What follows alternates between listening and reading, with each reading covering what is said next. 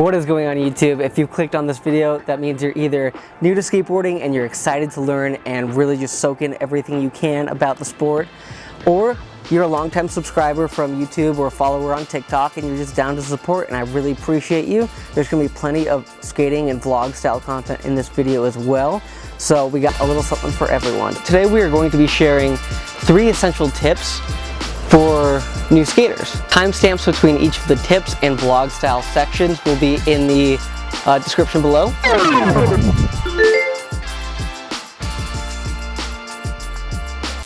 The first tip you gotta understand is getting a solid, legitimate setup with your board. So that means a full deck, trucks, wheels, bearings, not that Walmart, Target kind of deal. An actual board from your shop. Now that doesn't mean you need a pro model board that costs hundreds of dollars. You can start off with at least a shop deck. So you go into your local skate shop and they typically have blanks, and that's decks pressed by the shop, and they're typically averaging around like 30 bucks for a board, maybe even cheaper. Then you can get your shop wheels, shop trucks, and then expand from there. But really shop generic stuff, like a local skate shop, and getting a full generic setup would be the minimum for what you want to start with. You're really not going to see too much of a difference between a shop board and a very, very expensive like VX.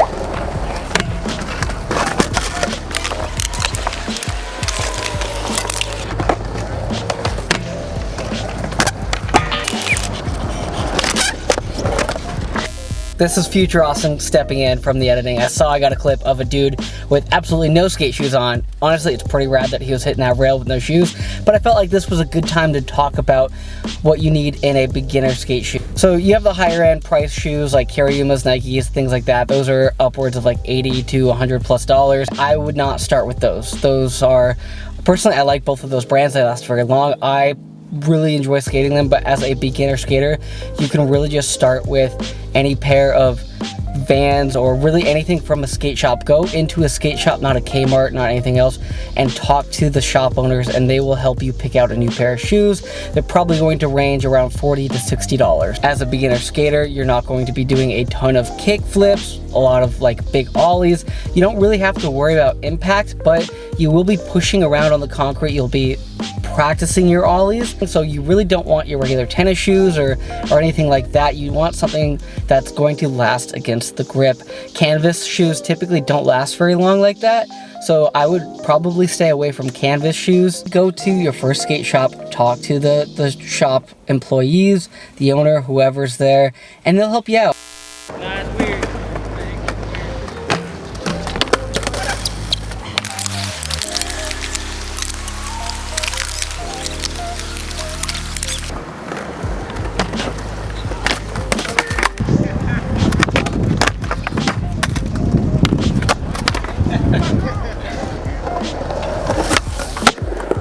So if you can't tell, I'm really sweaty and stinky right now. You can probably see the sweat, not the stink, but we just wrapped up a little lunch break skate session at the Wedge. So I talked a little bit about like getting your first board and having like a solid setup.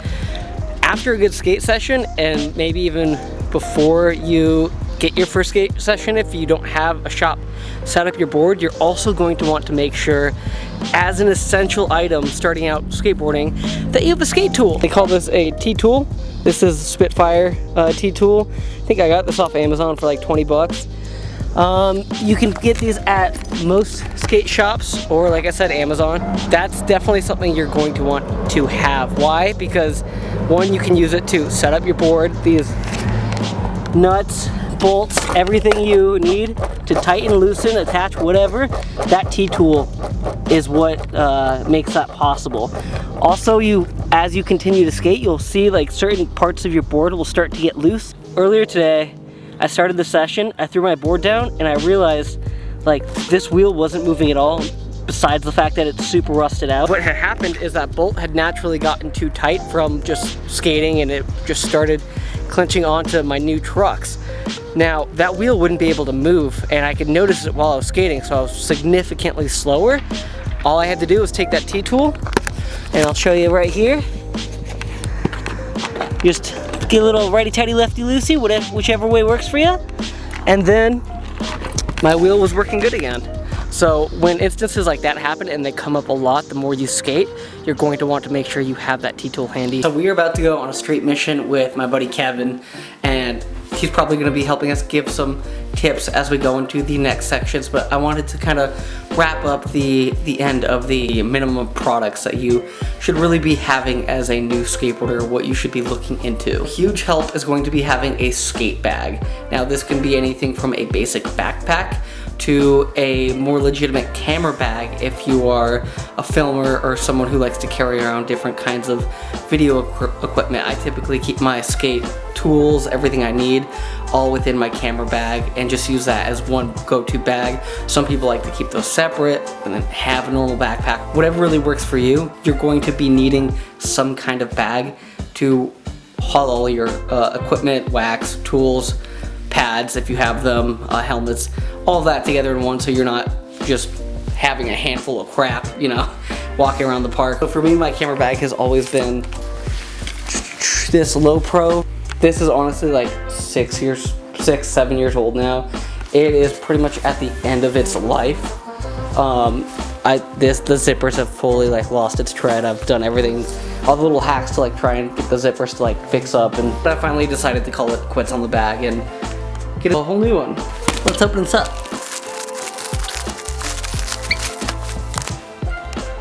So there we go, there's the fresh camera bag.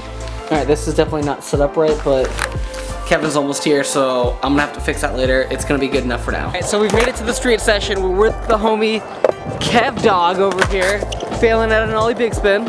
Say what's up, Kev. What's up, camera? The next part of this video, if you're a beginner skateboarder, you probably aren't going straight to the streets right away, but street skating is where the mental challenges of skateboarding are pretty much the most present. So when we get into street skating, one thing you're really going to want to keep in mind is that whatever you see on video, no matter how perfect that spot looks, it's always going to be way sketchier. There's going to be so many additional variables like crazy people, broken up cracks around your popping points, or just straight up security guards not letting you skate the spot.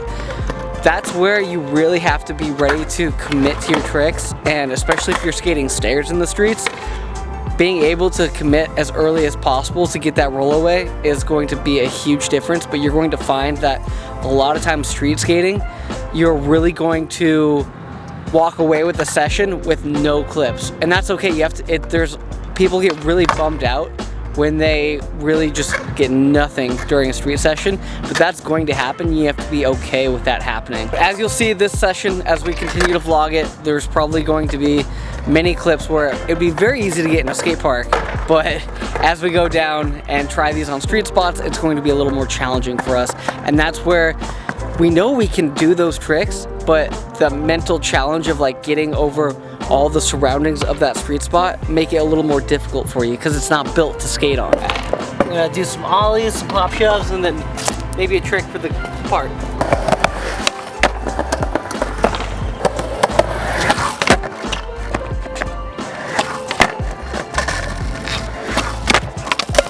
We're at this little 5-stair spot. Kevin bondoed it up so it's all slick. Let's get it.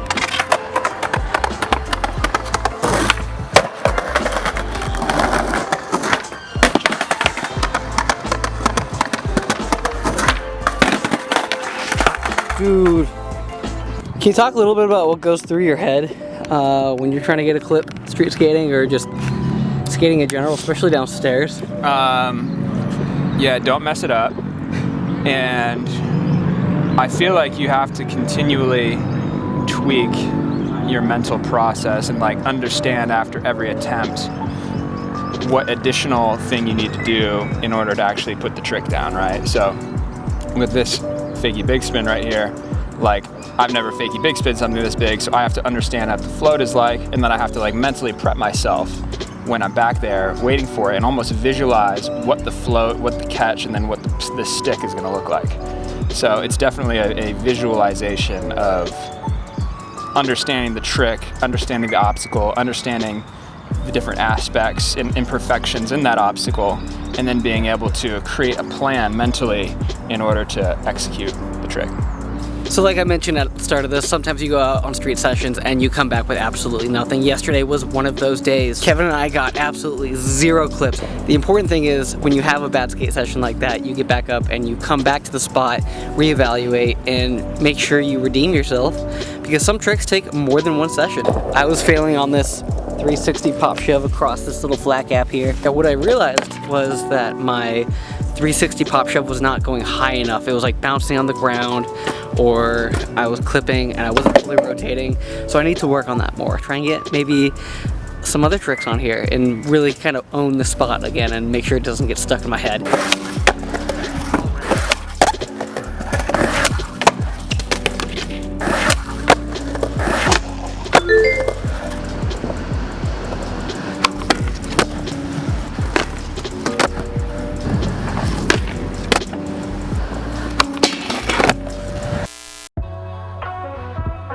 We're at KTR Scottsdale. We got the homie Marcus from Skate True here.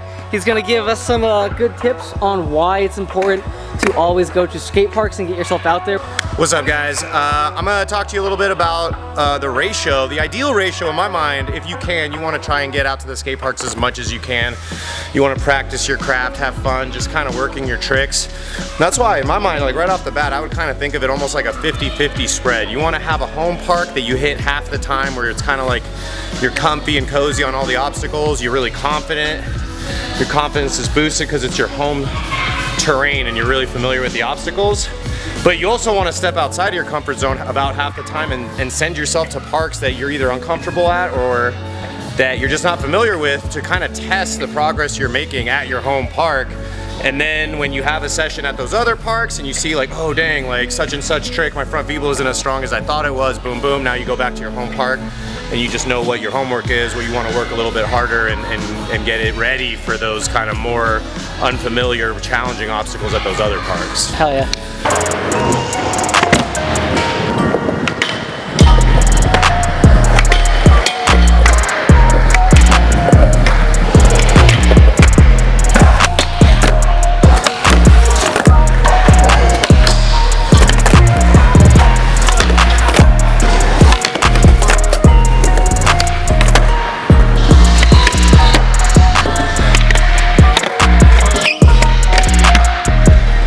I hope you enjoyed that skate session with Marcus and really take to heart what he said about skate parks and building a good routine about getting out to not just your local park, but also multiple skate parks to get a variety of different obstacles in. Marcus is the man. He runs a skateboarding shuttle service, so he coaches and kids every day. That's been his job for years. Takes them around to all kinds of different skate parks. The Skate True kids really are a level up from a lot of the kids that I see skating because of that ability to hit so many different skate parks every single day.